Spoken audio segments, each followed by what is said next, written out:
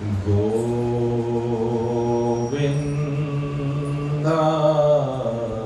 नमो नमः। श्रीकृष्णाय नमो नमः। नारायणाय नमोस्तुते।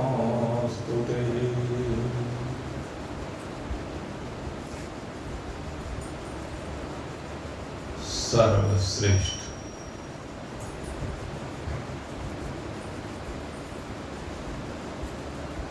मानव तन को प्राप्त करके इस शरीर के सर्वश्रेष्ठ लक्ष्य जीव और ब्रह्म की एकता करने के इच्छुक जिज्ञासु वृद्ध कल की चर्चा में आपके सन्मुख दो विषयों को लेकर के मुख्य रूप से चर्चा की गई थी और उनमें से एक चर्चा निमित्तता को लेकर की गई और दूसरी चर्चा उपादानता को लेकर की गई थी। और इस चर्चा को आगे बढ़ाते हुए आपके सामने यह स्पष्ट किया गया था कि भगवान ही समस्त जगत और जीवों के अभिन्न निमित्तोपादान कारण है। निमित्तता भी उन्हीं में है और उपादानता भी उन्हीं में है। कार्य भी वही है और कारण भी वही है।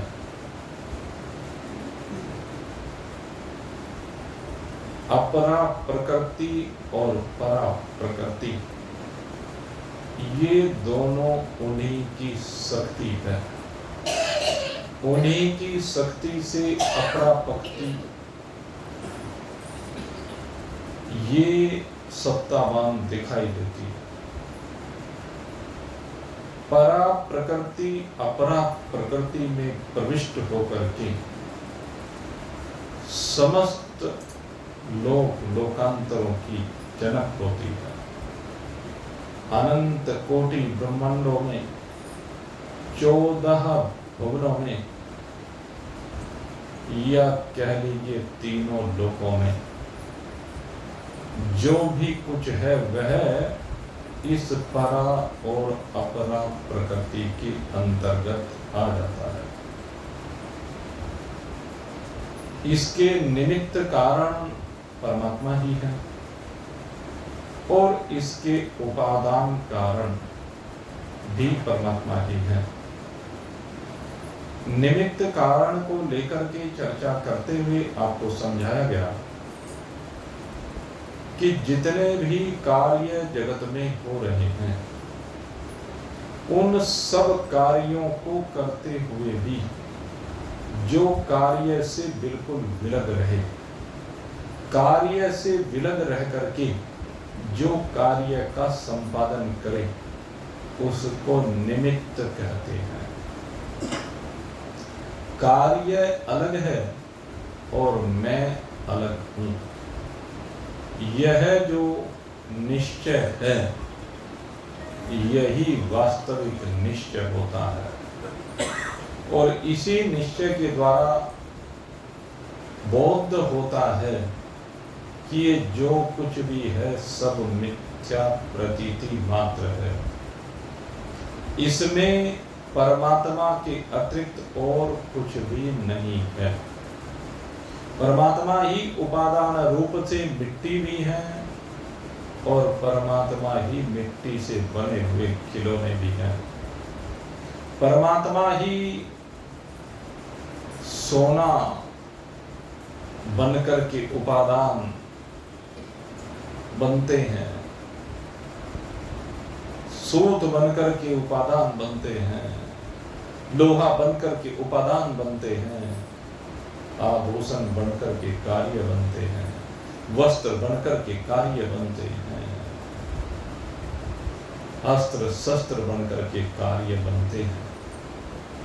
तो इसीलिए कहा कि कार्य भी और कारण भी दोनों परमात्मा ही हैं।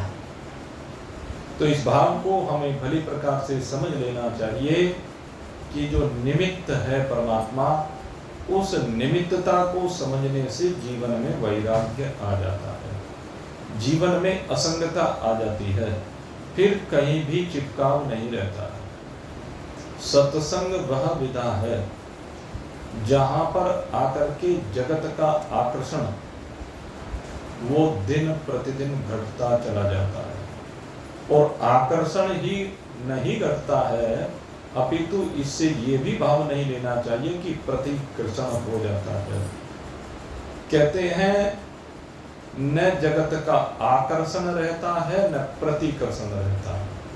प्रत्येक वस्तु को ज्यों की त्यों यथार्थ रूप में अनुभूत कर लेने का नाम ही वास्तविक ज्ञान है। उसको वास्तव में समझ लेना, और किस रूप में समझ लेना? ब्रह्म सत्यम जगन मिथ्या, कि जितने भी ये पदार्थ दिखाई दे रहे हैं दिखने वाला तो मिथ्या है, और इनमें जिसकी वजह से ये दिख रहे हैं, जिसकी वजह से इनका अस्तित्व है, जिसकी वजह से इनकी प्रकाशकता है, जिसकी वजह से इनमें चैतन्यता भास रही है, जिसकी वजह से ये प्रिय प्रतीत होते हैं, वो परमात्मा से विलग और कुछ भी नहीं है। तो इस प्रकार से मेरे मित्रों, कल इस विषय को स्पष्ट करते हुए आपको फिर अंत में बताया गया, मत परतरम नान्यत् किंचित अस्ति धनंजय, मयि सर्वमिदं प्रोतं सूत्रः मणिगणा इव।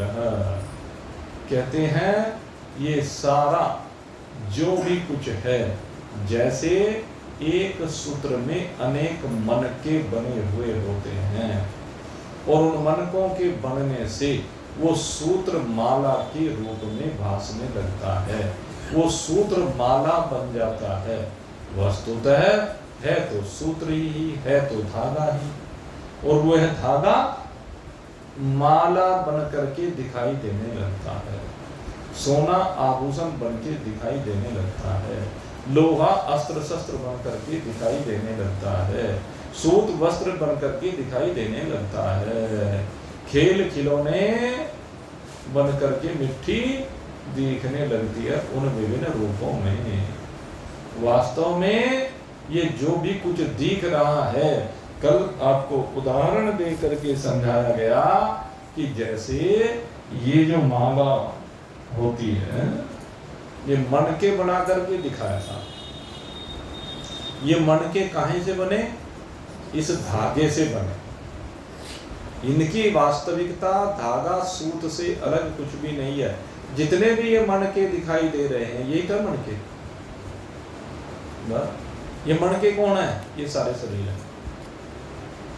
जगत में जितने भी शरीर हैं वो सारे मणके हैं, और इन सब शरीरों के अंदर बैठा हुआ परमात्मा सूत्र है, इसलिए उसको सूत्रात्मा भी कहा जाता है। तीन भाव होते हैं, स्थूल दृष्टि से उसको सूत्रात्मा कहते हैं, और सूक्ष्म दर्शी से क्या कहते हैं? है किसी को ध्यान? हिरण्यगर्भ। सूत्रात्मा को विराट भी कहते हैं, इसको विराट भी कहा है। विराट, हिरण्यगर्भ और ईश्वर। स्थूल रूप से वह सूत्रात्मा या विराट पुरुष कहलाता है, सूक्ष्म रूप से वही हिरण्यगर्भ कहलाता है, और कारण रूप से वही ईश्वर कहलाता है। तो है सब कुछ वही, उससे अलग कुछ भी नहीं है। सूत्रे मणिगणाइव, जैसे सूत्र ही मणियों के रूप में भाषित हो रहा है, ऐसे परमात्मा ही सब जीवों के रूप में, सब पदार्थों के रूप में परमात्मा ही भाषित हो रहा है। परमात्मा से विलग और कुछ भी नहीं है। और इस बात को समझाने के लिए आपको बताया कि जैसे स्वप्न में आप से अतिरिक्त कोई दूसरा है ही नहीं। स्वप्न में पहाड़ भी आप ही बने हुए हैं, स्वप्न में सूरज चांद सितारे भी आप ही बने हुए हैं, स्वप्न के माता पिता भी आप ही हैं, स्वप्न के भाई बंधु पति पत्नी बाल बच्चे सब कुछ आप ही हैं, स्वप्न का जितनी आपकी रसोई में सामान रखा हुआ है सब कुछ आप ही हैं, आपकी दुकान में जितना माल रखा हुआ है वो भी आप ही हैं, आपके घर में जो जो कुछ भी रखा हुआ, आपकी दुकान में फैक्ट्री में जहाँ कहीं जो भी कुछ रखा हुआ है वो सब कुछ एक परमात्मा से भिन्न और कुछ नहीं है, आपसे भिन्न कुछ भी नहीं है। पहले परमात्मा से भिन्न अवलोकन किया जाता है और फिर अपने से भिन्न नहीं है। जैसे परमात्मा से भिन्न नहीं है ऐसे ही अपने से भिन्न नहीं है। अयम आत्मा ब्रह्म, ये आत्मा ही ब्रह्म है, ये आत्मा ब्रह्म से विलग और कुछ भी नहीं है। इसी बात को आज भगवान अब 5 मंत्रों से आगे समझाने जा रहे हैं और इन 5 मंत्रों में यही बात समझाने का भगवान ने प्रयास किया है। तो इसको समझिए। भगवान कहते हैं रसो आमाप्सो कौन्तेय, क्या कहा? रसो आप्सो कौन्तेय प्रभास्मि शशि सूर्ययोः प्रणवः सर्ववेदोषु शब्दः के पौरुषं विशुः पुण्यगन्धः पृथिव्यां च तेजश्चास्मि विभावसो जीवनं सर्वभूतेषु तपश्चास्मि तपस्विषु बीजं माम सर्वभूतानां विद्धि पार्थ सनातनम् बुद्धिर्बुद्धिमतामस्मि तेजस्तेजस्विनामहम् बलं बलवतां चाहं कामरागविवर्जितं धर्मविरुद्धो भूतेषु कामोऽस्मि भरतृषः ये चैव सात्विका भावा राजसास्तामसाश्च ये मत्त एवेति तान् विद्धि न ताहं तेषु ते मयि। अब ये 5 मंत्र हैं। इन 5 मंत्रों में इस एक मंत्र को समाहित करके या विस्तारित करके दर्शाया गया है। मयि सर्वमिदं प्रोतं सूत्रे मणिगणा इव, कि मुझसे भिन्न और कुछ भी नहीं है, सर्व खलिदं ब्रह्म रूप से मैं ही। तो सबसे पहले बात किसकी की? रसो अहमप्सु कौन्तेय। हे कुंती पुत्र अर्जुन, कहते जो जल है ना, उस जल में मैं रस के रूप में विराजमान हूं। दीप्ता जल है, लेकिन जब जल को ग्रहण करते हैं तो पता चलता है कि रस है। इसके अंदर क्या है? रस है। रस एक तन्मात्रा। 5 रूपों में शरीर में जल रहता है और वो पांचों के पांचों रूपों में जो शक्ति है वो रस की है। रस के बिना उनकी शक्ति कुछ भी नहीं है। विचार करके देखेंगे, अब आम का मौसम कहीं आ गया है, कहीं आने वाला है। फलों का राजा कहा जाता है। अगर आम में से रस को निकाल लिया जाए तो क्या रहेगा आम में? बचेगा क्या कुछ? तो आम की वास्तविकता क्या है? आम में क्या आ रहा है? आपको रस आ रहा है। आम के अंदर जो जल तत्व विराजमान है उसके अंदर रस है, तभी आम आपको प्रिय लगता है।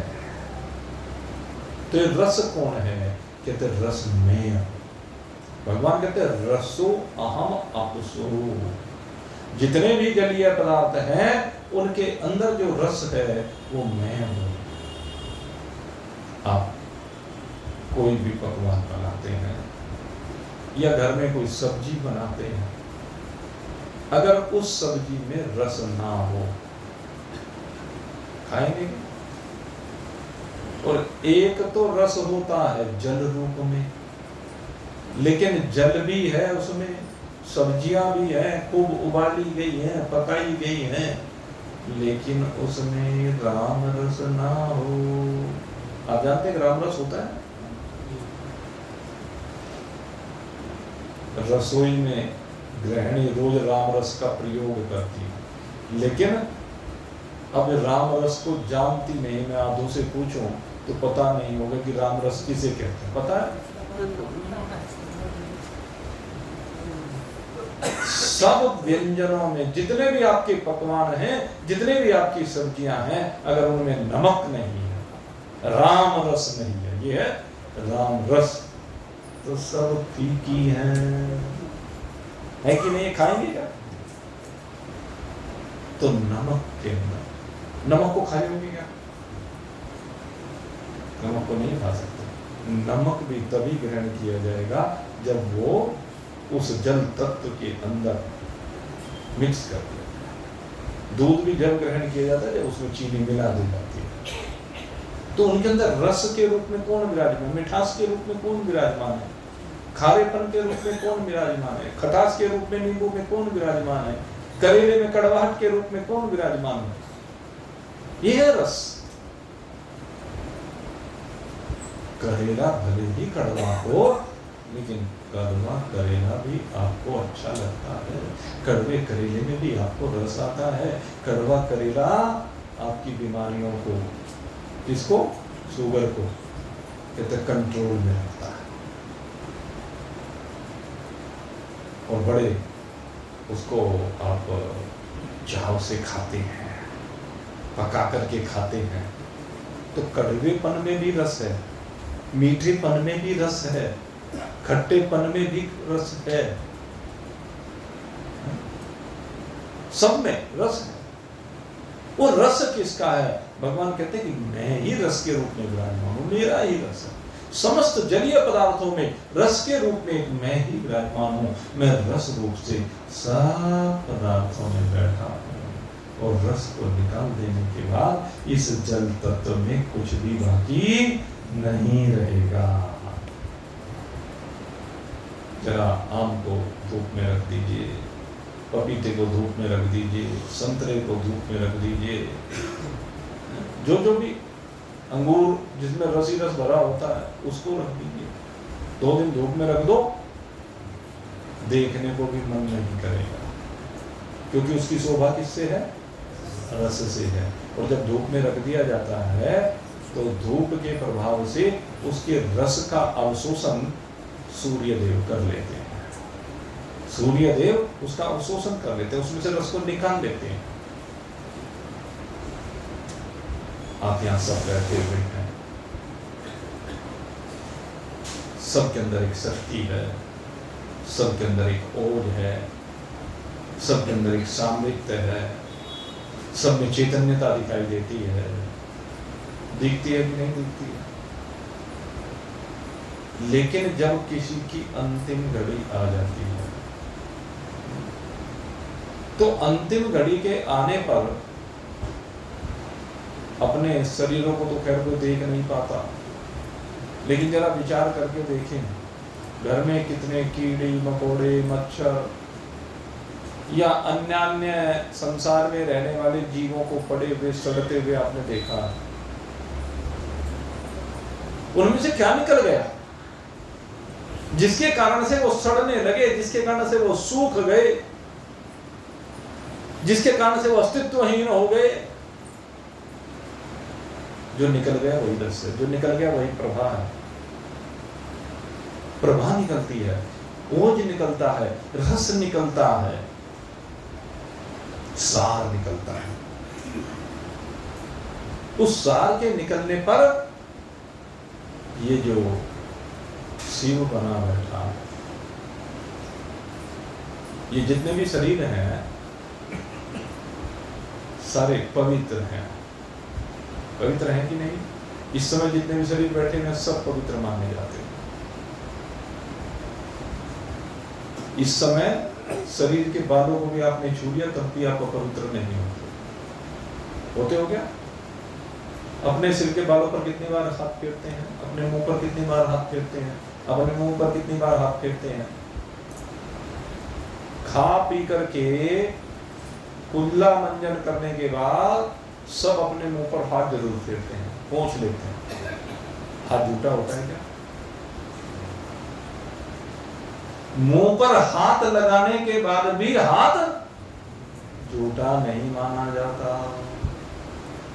और दूसरे के मुंह पर लगा दे, दूसरे के सर के बालों पर लगा दे, धोगे कि नहीं धोगे? धोना पड़ता है। चिंतन करें मेरे मित्रों, जब तक आप शरीर में बैठे हैं आप अपने आप को शिव मानते हैं, अपने को चैतन्य मानते हैं, आपको शुद्ध मानते हैं, अपने को पवित्र मानते हैं, अपने को निर्मल मानते हैं। लेकिन जैसे ही आप इसमें से निकल जाते हैं शरीर वही पड़ा रहता है, लेकिन शरीर में कोई ओज नहीं रहता। शरीर का ओज समाप्त हो जाता है, शरीर निरस हो जाता है। देखने में भी शरीर की आभा धीरे धीरे धीरे घटती चली जाती है और स्थिति आती है कि शरीर सूखने लगता है, गलने लगता है, सड़ने लगता है। देखे होंगे बहुत से शरीरों में, और आपका शरीर भी उससे विलग नहीं। और उस समय पर क्या कहा जाता है? कहते तो सब है। जब तक आप इसमें बैठे हैं या परमात्मा इसमें बैठा है तब तक ये शिव माना जाता है। और जब आप इसमें से निकल जाते हैं, आपसे मतलब ये पराप्रकृति रूप जीवात्मा इसमें से निकल जाता है। ब्रह्म कभी नहीं निकलता। ब्रह्म निकल करके जाए कहां? किसी स्थान पर जाए? ब्रह्म में आना जाना है ही नहीं। ब्रह्म तो व्यापक तत्व, ब्रह्म तो मुर्दे में भी रहता है, सौ में भी रहता है। निकल कौन जाता है? जीवात्मा निकलता है। तो इस जीवात्मा के निकलते ही ये शिव से सौ बन जाता है, अपवित्र हो जाता है, दुर्गंधित हो जाता है। कारण कहते जो सार तत्व है वो निकल गया। तो भगवान कह रहे कि वो सार रूप में इस शरीर के अंदर, चाहे आप रस कहें, रसो हम अपसु कौन्तेय, चाहे प्रभास में प्रभास में शशि सूर्य, कहने लगे मैं प्रभावी नहीं हूं, इस शरीर की प्रभा नहीं। कहते जो सूरज चांद सितारे, जो सारे जगत को भाषित कर रहा है सूर्य, कहते हैं उसकी भी प्रभा मेरे से ही है, उसका भी तेज मेरे से ही है, उसकी प्रतीति भी मेरे में ही हो रही है, वो भी मेरे से ही सत्ता पाकर के सत्तावान हो रहा है। अगर यदि मैं उसमें से अपनी प्रभा को निकाल लूं तो न सूर्य रहेगा न चंद्रमा रहेगा। कहने लगे ये सब मेरे ही तेज से तेजस्वी दिखाई देते हैं, मेरे तेज से तेजवान है, मेरी शक्ति से शक्तिवान है। इनकी वास्तविकता मैं ही हूं।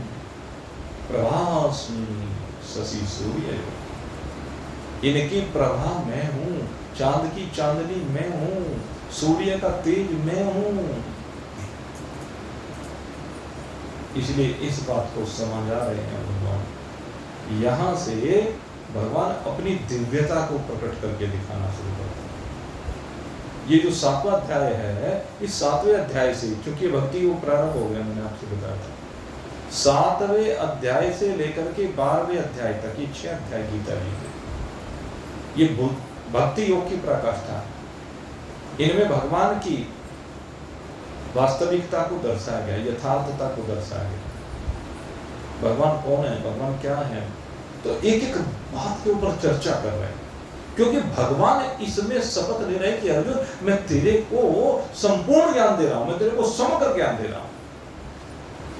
इस अध्याय में प्रारंभ करके अब भगवान कहीं बीच में रुक नहीं रहे हैं, बिल्कुल कॉन्टिन्यूअस वो वास्तविक तत्व का ज्ञान देते हैं, एक एक तत्व का ज्ञान देते हैं, कुछ भी छोड़ते नहीं, क्योंकि समग्र ज्ञान की बात की, जहां से समग्रता, जिसको जानने के बाद फिर कुछ भी जानना शेष नहीं रह जाएगा। इसको कहते हैं प्रज्ञानम ब्रह्म।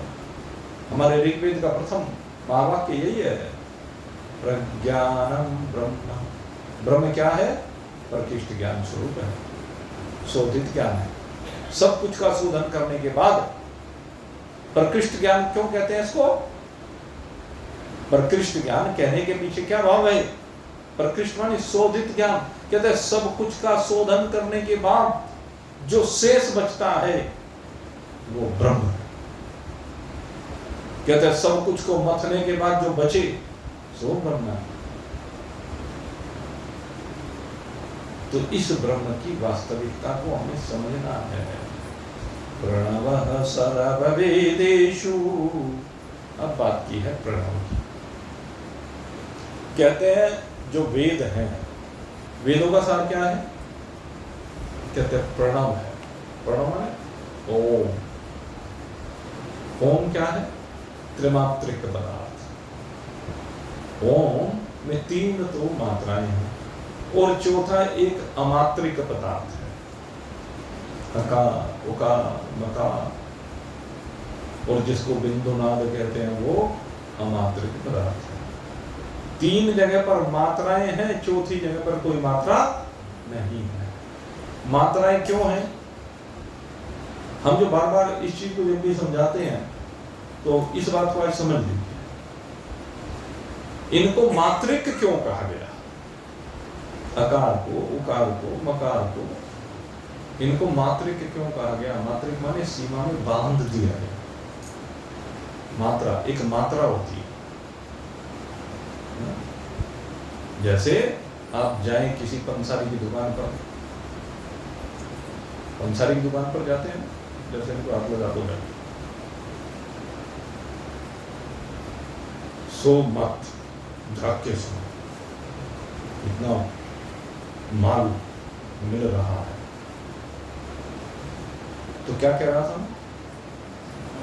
अकार की, उकार की और मकार की वास्तविकता को मैं आपको बता रहा हूं। ये है मात्रिक। जैसे आप किसी किराने वाले के पास जाते हैं, पंसारी के पास जाते हैं और वहां जाकर के क्या कहते हैं? 1 किलो चीनी दे दो, 1 किलो मूंग की दाल दे दो, 1 किलो बेसन दे दो, आधी किलो फलानी चीज, 1 पाव फलानी चीज, 100 ग्राम फलानी चीज। तो वो जितने आप कहते हैं उतना सामान निकाल करके आपको दे देता है। तो आपने अपने लिए एक मात्रा निश्चित कर ली, इसे कहते हैं मात्रा अपने अपने लिए निश्चित की। अब जिस दुकानदार के यहाँ से ला रहे हैं उसके यहाँ तो इतनी मात्रा नहीं, उसके यहाँ तो ज्यादा है ना। वहां पर ज्यादा मात्रा में है। आपको चाहिए 1 किलो चीनी, लेकिन उसके पास क्या है? बोरी में 1 क्विंटल चीनी, और 1 क्विंटल की हो सके 5, 7, 10 बोरियां हो उसके पास, इतना भी हो सकता है। बेसन की, दाल की, मसालों की, उनकी सबकी एक मात्रा है उसके यहाँ भी, है कि नहीं है? अब उसके बाद उससे आगे जाए तो एक होलसेलर डिस्ट्रीब्यूटर होता है। जैसे हमारे यहाँ मंडियों में ये होलसेलर हैं, कहीं बड़े प्रसिद्ध होलसेलर हैं, लेकिन उनके यहाँ क्या है? वो जो पंसारी के यहाँ आपको 1000 आइटम मिलते हैं, उनके यहाँ 1-1, 2-2, 4-4 आइटम मिलते हैं। अब चीनी वाले के यहाँ चीनी मिलती है, आपको 1 किलो की आवश्यकता है, उस दुकानदार को 1 क्विंटल की आवश्यकता है, तो वो 1 क्विंटल की पूर्ति करने के लिए वहां जाता है, उसके यहाँ कितनी चीनी मिलेगी? सैकड़ों बोरी लगी हुई होगी। जैसे आपको 1 किलो चाहिए तो उसके यहाँ क्विंटलों है, उसको क्विंटल चाहिए तो वहां पर टनों में होता है। अब वो जो होलसेलर डिस्ट्रीब्यूटर है, अब उसके पास तो बोरियां लेने वाले आते हैं, उसको टनों में आवश्यकता होती है। और ऐसे ऐसे नहीं जाने कितने शहरों में कितने होलसेलर हैं। अब शुगर मिल तो 20-25 किलोमीटर के दायरे में एक है, एक शुगर मिल। अब उसको सब दुकानदारों की पूर्ति करनी है, तो उसके पास माल किस में होगा? Metric ton. उसके यहां तो बोरियां, लाखों बोरियां लगी होती हैं। उन लाखों बोरियों को वो फिर करके सैकड़ों बोरियों में बेचता है, सैकड़ों वाला फिर एक एक करके बेचता है, एक एक वाला फिर तोल तोल के बेचता है, एक एक किलो। तो लेकिन आप देखेंगे सबके यहाँ मात्राएं हैं। कहीं ना कहीं जाकर के डी लग गई, आपके घर में डी लग गई, छोटे दुकानदार के घर में डी लग गई, होलसेलर के घर में डी लग गई, शुगर मिल वाले के घर में भी डी लग गई। यही है मात्रा। अकार, उकार, मकार, ये तीनों मात्रिक इसलिए कहेंगे कि इनमें सब में डी लगी हुई है, और जहां डी लगी होती है वहां पर एक दिन खत्म भी होता है और वृद्धि को भी प्राप्त होता है। जब शुगर मिल चलता है धीरे धीरे तो बोरियों की लाइन लगती चली जाती है, ढेर घटते चले जाते हैं, और जब शुगर मिल बंद होता है तो ढेर घटने शुरू हो जाते हैं। कभी मात्रा घटती है, कभी मात्रा बढ़ती है, स्थूलता कभी आप में बढ़ती है, कभी घटती है। बालक होते हैं तो स्थूल शरीर में थोड़ा सा माल होता है, जैसे जैसे बड़ा होता चला जाता है माल बढ़ता चला जाता है, उसका वजन बढ़ता चला जाता है। ये है मात्रा, ये घट रही है और बढ़ रही है। जीव जब चींटी के शरीर में चला जाता है तो मात्रा घट जाती है, हाथी के शरीर में जाता है तो मात्रा बढ़ जाती है। स्थूलता घट और बढ़ रही है, इसलिए कहा इसको मात्रिक है। यानी जो मात्रिक पदार्थ होता है वो घटता है, बढ़ता है, एक रस रहता नहीं है। मात्रिक पदार्थ की बात होती है। तो स्थूल शरीर सदा एक जैसे नहीं रहते, ये सदा परिवर्तनशील है, इसलिए इनको मात्रिक पदार्थ कहा गया। सूक्ष्म शरीर भी सदा एक जैसे नहीं रहते। हाँ, कहेंगे सूक्ष्म शरीर तो दिखता भी नहीं, वो कैसे बदल सकता है? ये जरा चिंतन करने का विषय। देखिए, मैं आपको यहाँ पर चिंतन ही दे रहा हूं, एक एक बात को, यही तो संशय को खत्म करेंगे। अब आप सूक्ष्म शरीर के ऊपर पहले चिंतन करेंगे। सूक्ष्म शरीर रहेगा, आप जानते हैं, अनेकों बार आपको बताते हैं सूक्ष्म शरीर क्या है। कहते 19 तत्वों से मिलकर के सूक्ष्म शरीर बना है, और वो जो सूक्ष्म शरीर के तत्व में कहीं दिखते नहीं है, उनको तोला नहीं जाता, उनको तोला नहीं जाता। अजी जब तोला नहीं जा सकता तो आप मात्रा की बात क्यों करते हैं सूक्ष्म शरीरों की? यही तो खेल है सारा। मैं इस बात को आपको प्रमाणित करूंगा, मैं इस बात को आपको समझाऊंगा कि सूक्ष्म शरीर भी मात्रिक हैं। सूक्ष्म शरीर कैसे मात्रिक है? पहले इन तत्वों को समझिए क्या है। 5 ज्ञानेंद्रिय हैं, 5 कर्मेंद्रिय हैं, 5 प्राण हैं, और मन बुद्धि अहंकार रूपी 4 तत्व हैं। इस प्रकार से ये 19 तत्व सूक्ष्म शरीर के तत्व कहे जाते हैं। वजन तोलोगे इनका? कोई तोल सकता है? न कोई कह सकता कि इसका ग्राम 1 ग्राम वजन है, 100 ग्राम वजन है, 1 किलो वजन है। कैसे बोलते हो? इसको लिंग शरीर, सूक्ष्म शरीर कहा गया है। बता सकता है कोई इसका वजन? अनेक वैज्ञानिकों ने प्रयास किया है कि जब इस स्थूल शरीर के अंदर से कुछ निकलता है, जब ये जीव यहां से आगे जाता है, तो उसका वजन तोल के देखें। किसी को कुछ अंतर नजर आया क्या? आपके मुख से वाणी निरंतर निकल रही है, निकलती है कि नहीं निकलती है? न जाने कितना बोल चुके हो। बोलने से शरीर का वजन घटा या बढ़ा? घटा बढ़ा क्या? ये आपकी कर्मेंद्रिय है। वाणी की मात्रा घट भी रही है, बढ़ भी रही है, लेकिन वजन तो इससे सिद्ध होता है कि वाणी में कोई वजन। एक एक करके सारी ज्ञानेंद्रिय कर्मेंद्रियों के बारे में सोचो। आंखों ने अब तक कितने रूप को देखा है बताओ? आपने लाखों करोड़ों आदमियों को देख लिया है, लाखों करोड़ों पदार्थों को देख लिया है, लाखों करोड़ों पेड़ों को देख लिया है, रोज लाखों तारों को देखते हैं। कितना रूप आपने ग्रहण किया है, वो सारा रूप आपके अंदर घुस चुका है। अभी आपको सूर्य दिख रहा है क्या? लेकिन मेरे सूर्य कहते हैं आपकी आंखों के सामने सूर्य का रूप आ गया।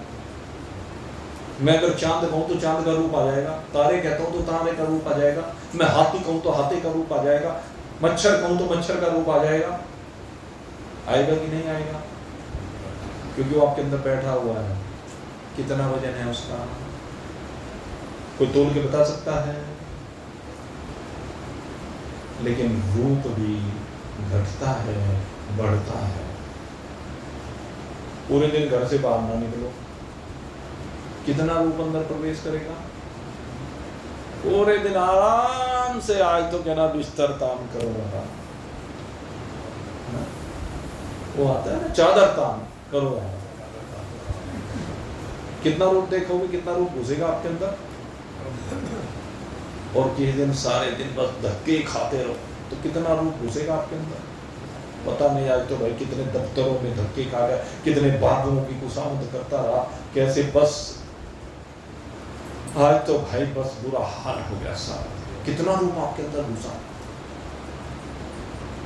कम घुसा या ज्यादा घुसा, उसकी कोई मात्रा भले ही कम या ज्यादा रही हो, वजन घटा बढ़ा क्या, तो सूक्ष्म शरीर के जितने भी एलिमेंट्स हैं उनमें कोई भी आपका वेट में कोई परिवर्तन नहीं होता, कोई गेन लॉस नहीं होता। होता है कि नहीं? उसमें कोई घटना हो, बढ़ना हो। ऐसे एक एक तत्व को देख लीजिए, शब्द को, स्पर्श को, रूप को, रस को, गंध को, इनके बारे में चिंतन कीजिए। और चिंतन करने के बाद आप देखेंगे ज्ञानेंद्रिय और कर्मेंद्रियों के माध्यम से कुछ ग्रहण है, कुछ त्याग है। अब आप कहोगे ये रस, शब्द की बात तो मान लेंगे, स्पर्श की बात तो मान लेंगे, रूप की बात तो मान लेंगे, रस की बात तो नहीं मानेंगे। यहाँ तो फल कराओगे, रस की बात तो फंस जाओगे। कहने लगे जब हम रस को ग्रहण करते हैं, 1 किलो दूध पिए तो वजन बढ़ जाएगा। मेरे मित्रों, दूध एक जलीय पदार्थ है। दूध के पीने से शरीर का वजन जरूर बढ़ जाएगा, इसमें कोई दो राय नहीं। लेकिन दूध में जो रस है, जिसकी वजह से आप उसे ग्रहण कर रहे हैं, उस रस की वजह से बताइए आप कितना वजन बढ़ेगा। ज्ञानेंद्रिय तो वो है, आपकी ज्ञानेंद्रिय वह है। दूध तो क्या है? स्थूल है। दूध स्थूल है, लेकिन दूध के अंदर विराजमान रस वो सूक्ष्म है, उससे वजन घटता बढ़ता। वेदांत में यही विचार है भाई। वेदांत को इसलिए हम विज्ञान कहते हैं, हर चीज को वेदांत प्रमाणित करके दिखाता है। और जब तक प्रमाणित नहीं किया जाएगा तब तक समझ में नहीं आएगा। जैसे कल मैंने आपसे बताया था ना, कल परसों कब बताया कि मैथमेटिक्स के क्वेश्चन कब सोल्व होंगे? जब आपको फॉर्मूला कंस्ट्रक्ट करना आ जाएगा, आपकी समझ में आएगा कि फॉर्मूला का उद्गम कहां से है, किस प्रकार से हुआ है, सारा चीज समझ में आ जाएगा। तो इसी प्रकार से अगर इस प्रक्रिया को समझ लिया तो समग्र ज्ञान हो जाएगा। हम रस को और जल को एक जगह मिला रहे हैं, गड़बड़ है। जल एक स्थूल पदार्थ है, लेकिन रस एक सूक्ष्म पदार्थ है, भूमि एक स्थूल पदार्थ है, लेकिन भूमि की गंध एक सूक्ष्म पदार्थ है। इसलिए इनकी मात्रा घटना बढ़ना, इनका ग्रहण कम या ज्यादा होना, उससे मात्रा घट बढ़ भी रही है, लेकिन वजन घटता बढ़ता नहीं है, क्योंकि सूक्ष्म शरीर में वजन होता ही नहीं। तो मात्रिक तो हैं, हम मन को देख लीजिए आप, क्योंकि सबसे भयंकर एलिमेंट, सबसे विशिष्ट एलिमेंट और सबसे समृद्ध एलिमेंट ये मन ही, इसके सभी रूप हैं, पॉजिटिव भी नेगेटिव भी, हर प्रकार के संकल्प विकल्प इसमें भरे पड़े हैं। तो मन के संकल्प विकल्प जितने होते हैं उनकी मात्राएं हैं। कहते हैं जो व्यक्ति सारे दिन पजल रहता है उसके मन में बहुत मात्रा भर जाती है संकल्प विकल्प, और जो आदमी धैर्यवान है, वैरागी है, वो खामखा सर खपाता नहीं फिरता। मन में संकल्प विकल्प की मात्रा भी बढ़ जाएगी, मैं बताता हूं आपको। घर में जाएंगे, भाभी ने आज देवर को ये कह दिया, ननंद को ये कह दिया, सास ने बहू को ये कह दिया, उसने ऐसा क्यों कह दिया, बस हो गया घमासान। काहे का? विचारों का, संकल्पों का, विकल्पों का। और कोई संत के सामने ऐसी बात कही जाए, अरे छोड़ चल, वो तो ना समझे, तू तो समझदार है, छोड़ बस, मार झाड़ू, सारे संकल्प विकल्पों पे पानी फिर गया। बस मन की तो बात है, इसको कितना ही भर लीजिए, कितना ही खाली कर लीजिए। इसलिए मैं कहता हूं ये सूक्ष्म शरीर मात्रिक पदार्थ है, इसकी मात्रा कभी कम होती है, कभी ज्यादा होती है। और तीसरे कारण शरीर है, कारण शरीर भी मात्रिक है। कैसे मात्रिक है? कहने लगे कारण शरीर में 3 गुण होते हैं, सतोगुण, रजोगुण, तमोगुण। इनकी मात्रा, आप जाइए सत्संग में, यहाँ आए हुए हैं तो इस समय सतोगुण की वृद्धि हो रही है। जब सतोगुण की वृद्धि होती है और कोई अगर निर्गुणता में विराजमान हो जाता है, जिसका इस समय पूरा मन लगा हुआ है, जरा अपने श्वासों के स्वर देख लेना, दोनों स्वर चलते हुए मिलेंगे, जो निर्गुणता में इस समय विराजमान है, क्योंकि सुषुम्ना नाड़ी का प्रभाव होता है। सात्विकता की वृद्धि होने पर क्या होता है, आपको ये प्रत्यक्ष प्रमाण मिलता है। जब भी आप अच्छी जगह जाएंगे तो तीनों जो नाड़ियां होती हैं, ईडा, पिंगला, सुषुम्ना, उनके स्वर अपने अपने हिसाब से भोग की ओर जाएंगे तो अलग स्थिति है, योग की ओर जाएंगे तो अलग स्थिति है, स्वरूप की ओर आएंगे तो अलग स्थिति है। 3 स्थितियां, ईडा, पिंगला, सुषुम्ना, यही है। इनकी मात्रा घटती और बढ़ती रहती है। इसको भी किसी दिन आपको विस्तार से बताऊंगा। और चौथा होता है अमात्रिक पदार्थ। अमात्रिक पदार्थ जहां जाकर के आकार, उकार, मकार भी लय हो जाते हैं। स्थूल सूक्ष्म शरीर लय हो जाते हैं। ये सूत्रात्मा, हिरण्यगर्भ और ईश्वर ये भी लय हो जाते हैं। ये सगुण साकार सब लय हो जाता है। केवल आप मात्र शेष रह जाते हैं, आपकी वास्तविकता शेष रह जाती है। आप अपने आप को समझ जाते हैं कि मैं ब्रह्म हूं। जिस समय बात समझ में आ जाती है तो उसी समय आप इस प्रणव के वास्तविक भाव को समझ जाते हैं। प्रणव का एक भाव हुआ साकार और एक भाव हुआ निराकार। तो इस बात को आप चिंतन करें और चिंतन करने के बाद इसमें डूबने का प्रयास करें, इसको समझने का प्रयास करें, क्योंकि ये बहुत गहरा ज्ञान है। लेकिन ये गहरा ज्ञान बहुत सरल भी है और बहुत कठिन भी है। जो एकाग्र चित्त के साथ इसको ग्रहण करेगा उसके लिए बहुत सरल है, और जो अरे हमारी खोपड़ी में नहीं घुसता तो उसके लिए तो कठिन नहीं पड़ेगा। अब ये आपको निर्णय करना है एकाग्र चित्त के साथ, संकल्प विकल्प से रहित होकर के। अगर यदि आप बैठेंगे तो ये ज्ञान आपके अंदर घुस जाएगा, और जब ये ज्ञान घुस जाएगा तो समस्त सीमाओं से बाहर निकल करके अपनी अजरता, अमरता, अविनाशिता में विराजमान हो जाएगा।